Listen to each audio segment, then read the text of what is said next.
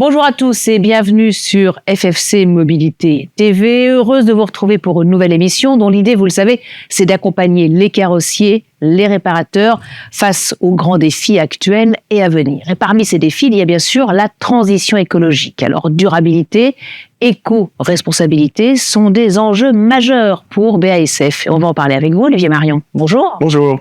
Vous êtes responsable activité France donc chez BASF Coatings. Vos marques RM et Glasurit sont au cœur des transformations, au cœur de l'économie circulaire, de la réduction de l'empreinte carbone, de l'évolution des mobilités. Comment vos marques répondent à toutes ces ambitions de concilier innovation, performance et respect de l'environnement? Alors l'innovation et la performance, on le recherche tous, c'est ce qui est le moteur de l'innovation. Par contre, quand on y rajoute la composante du développement durable, là ça devient un défi très important et il faut pouvoir anticiper. Et c'est ce que l'entreprise a fait depuis plusieurs années en anticipant cette composante du développement durable et en l'intégrant dans sa démarche de recherche et développement. Et donc ça se témoigne par la mise en place récemment de la gamme Ligne 100 Agilis que l'on a mis sur le marché. Et c'est une gamme qui a nécessité plus de 5 ans de développement. Donc c'est là où j'insiste sur la nécessité de l'anticipation parce que c'est dans la lecture du besoin, de l'anticipation du besoin du client, mais également dans les recherches des technologies qu'on va pouvoir activer en fonction de ce que l'on veut rechercher. C'est vraiment l'anticipation qui est au cœur. Oui, et c'est la raison pour laquelle vous avez développé aussi plusieurs axes stratégiques pour répondre à ces enjeux de durabilité. On va commencer par le Chemcycling, qui est une innovation majeure pour BASF. Qu'est-ce que c'est?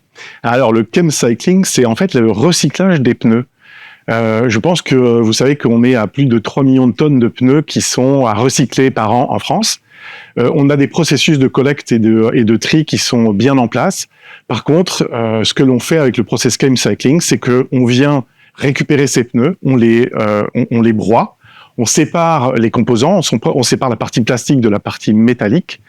Et puis sur cette partie plastique, on fait ce qu'on appelle du cracking, c'est-à-dire qu'on va couper cette partie plastique en molécules élémentaires, qu'on va réinjecter dans nos processus de façon à pouvoir recréer des composants chimiques qui viennent dans la composition de nos peintures. Et oui, c'est comme ça que vous l'intégrez dans la production de peinture. Voilà, tout à fait. Et vous avez lancé donc sur ce principe un nouveau vernis donc qui permet d'augmenter la capacité de production tout en réduisant la consommation d'énergie et l'empreinte écologique. Alors, est-ce que vous pouvez nous expliquer comment? Alors, c'est ce qu'on appelle le défi du triangle qualité, temps et coût. Et là encore, on a rajouté cette composante de développement durable. On a un produit qui est absolument incroyable, en fait, qui permet de s'appliquer extrêmement rapidement, qui est d'une application extrêmement simple, qui sèche en 20 minutes à 40 degrés, donc à basse température, qui a eu un rendu extrêmement brillant, un final absolument splendide. Et alors donc pour le carrossier, le bénéfice, c'est que il va gagner du temps dans son process, il va gagner de l'argent parce qu'il va pouvoir chauffer moins sa cabine et il va avoir des réductions de ses émissions de CO2. Et ça marche pour les véhicules légers comme pour les poids lourds? Alors oui, tout à fait.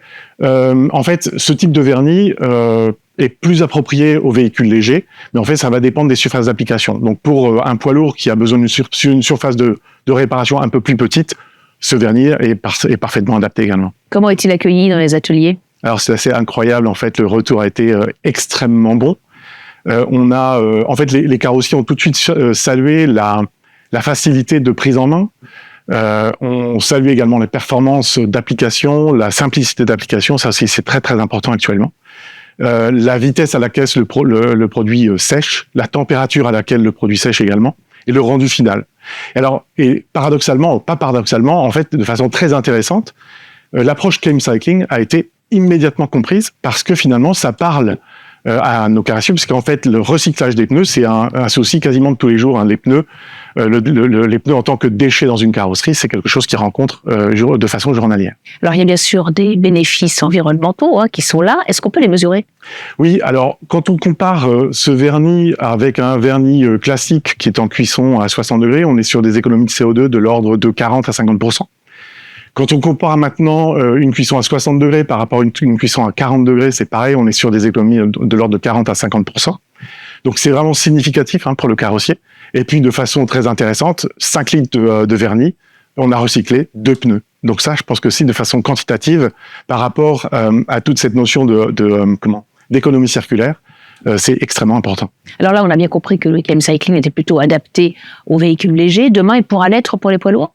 Alors aujourd'hui, sur la partie poids lourd, on a pris plutôt une autre approche. On en reparlera peut-être tout à l'heure avec l'approche biomasse, mais d'un principe général, puisqu'en fait, on refabrique de la chimie à partir des molécules élémentaires en ayant craqué les pneus. Oui, tout à fait. Le process chemcycling peut être adapté aux véhicules poids lourds également. Les réglementations européennes sont de plus en plus strictes. Alors là, vous êtes en avance sur les réglementations européennes. Vous les devancez un peu ou vous êtes pile poil, on va dire, dans les clous? Alors, les réglementations, c'est un défi. On voit actuellement que ces réglementations évoluent très très vite. Les contraintes sont très fortes. En fait, il faut avoir une armée d'ingénieurs, de chimistes qui sont capables de préserver la qualité des produits en tenant compte de ces contraintes.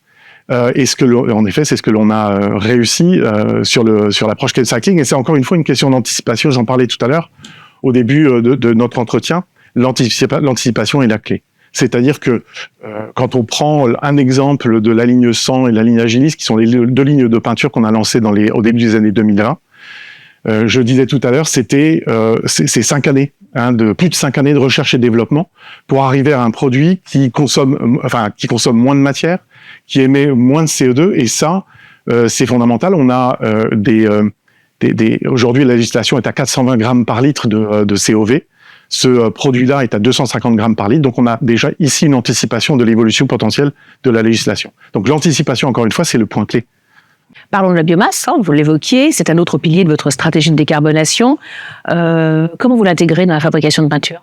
Alors c'est un peu le même principe que sur la partie chemcycling, sauf que cette fois-ci, on ne va pas partir du pneu, mais on va partir de biomasse, c'est-à-dire on va partir de composés renouvelables.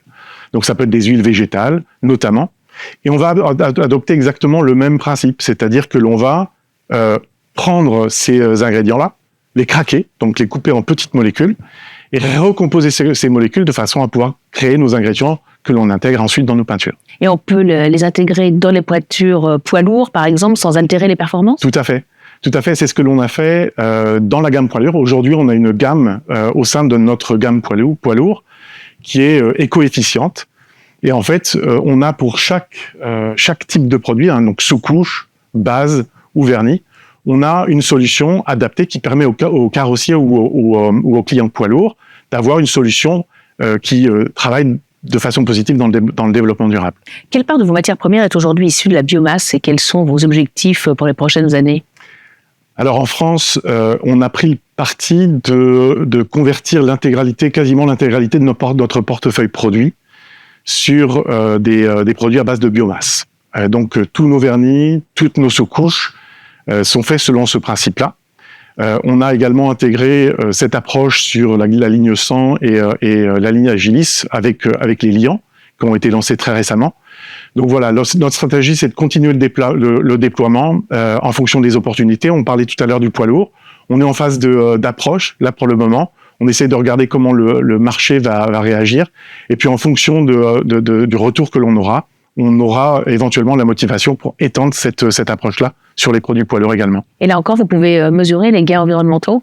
Sur la partie biomasse, oui, tout à fait. En fait, on évoquait tout à l'heure sur la partie chemcycling des économies de CO2 de l'ordre de 40 à 50%. On est dans un même ordre de grandeur. Alors bien entendu, tout est question de composition. Un vernis va être plus apte à faire des économies de CO2 parce que les composants chimiques dans un vernis sont plus importants que dans une sous-couche, puisque vous avez des charges et des pigments. Mais voilà, grosso modo, on est de l'ordre de 40 à 50%. Et comment est-ce que BASF s'assure que les ressources issues de la biomasse utilisée respectent les critères stricts de durabilité? Je pense par exemple à la non-déforestation, à la traçabilité par exemple. Oui, alors ça, l'ensemble de ces processus sont certifiés par des organismes externes. Sont des audits en fait qui sont extrêmement longs, extrêmement poussés. Parce que justement, on met un point d'honneur à faire en sorte que l'ensemble à la fois de nos produits, mais également de nos fournisseurs, soit dans cette démarche. Donc le process est vraiment très intégré et contrôlé par des organismes extérieurs.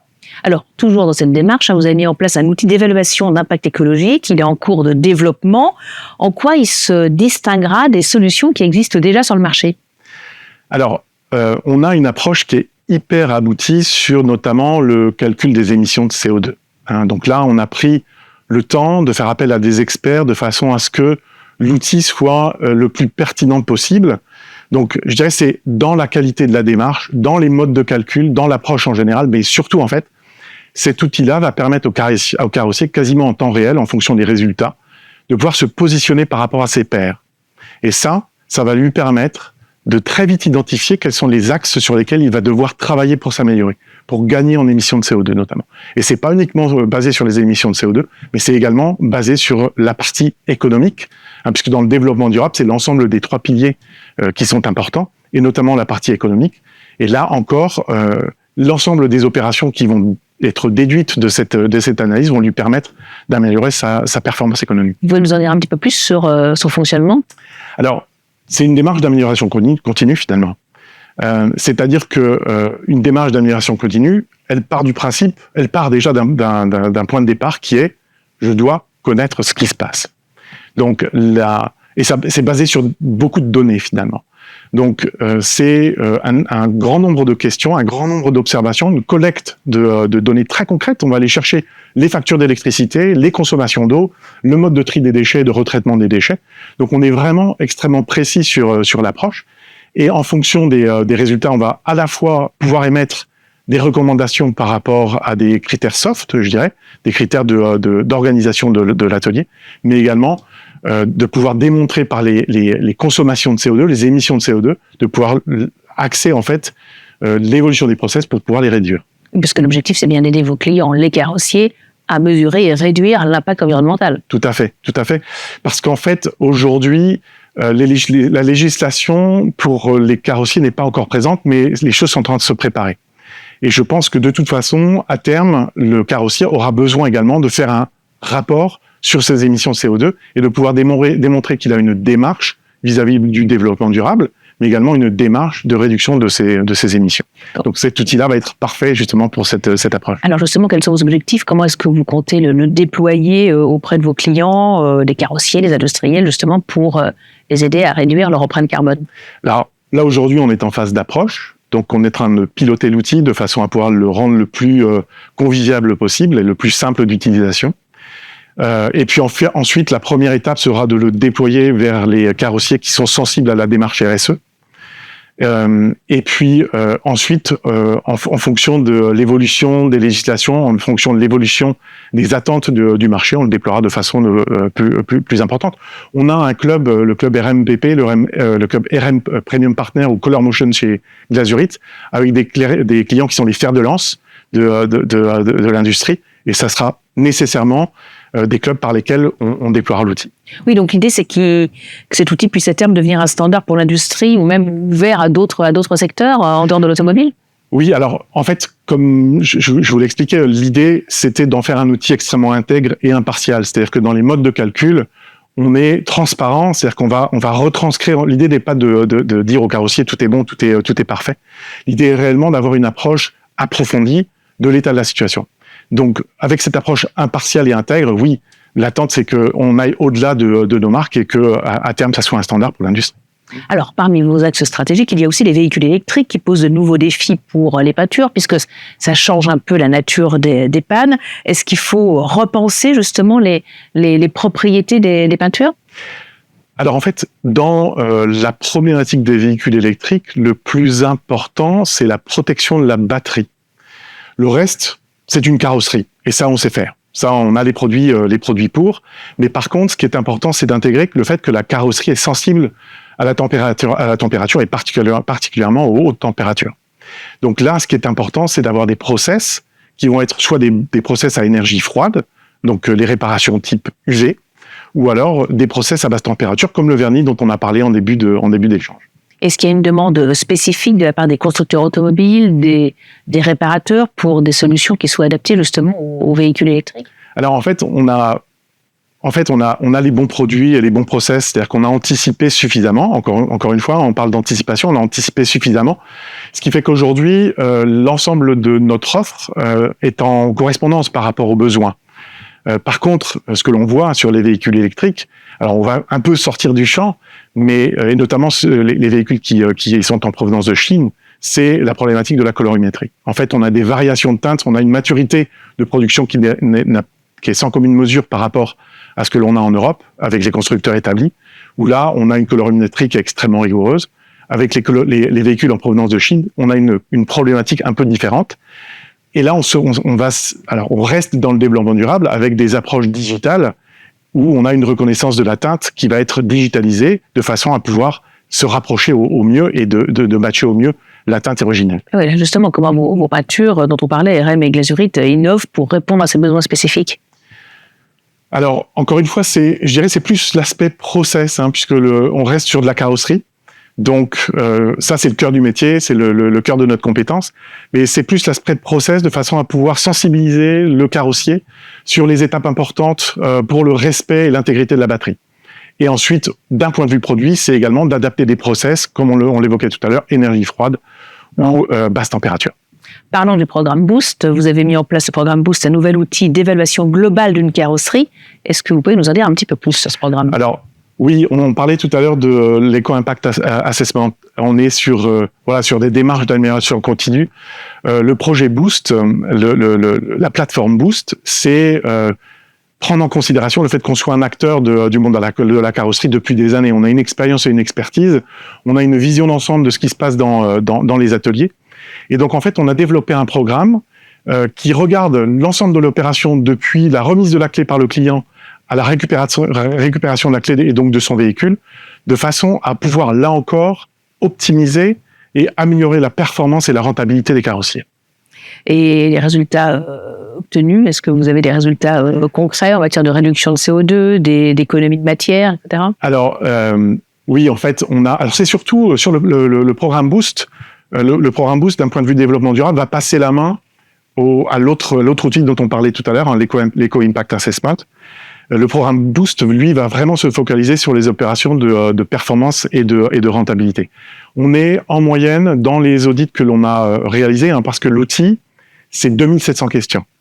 Donc ça veut dire qu'on vient dans la carrosserie, on a des équipes qui sont dédiées, qui vont observer, mesurer, quantifier. On vient avec des caméras et on regarde les flux de véhicules, les flux de personnes, le déplacement des peintres.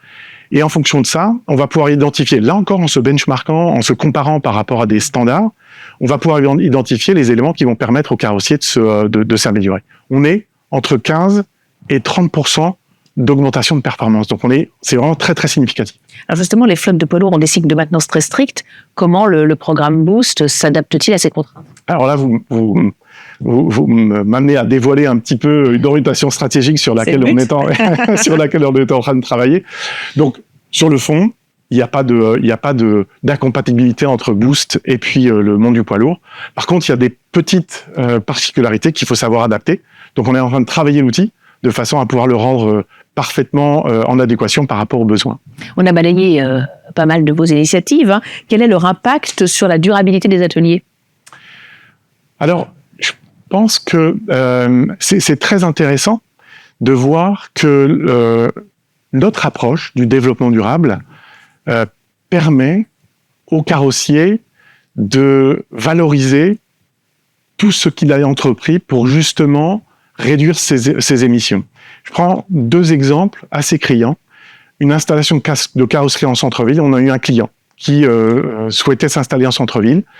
Il a déposé son permis, la mairie l'a refusé. Il est revenu vers nous.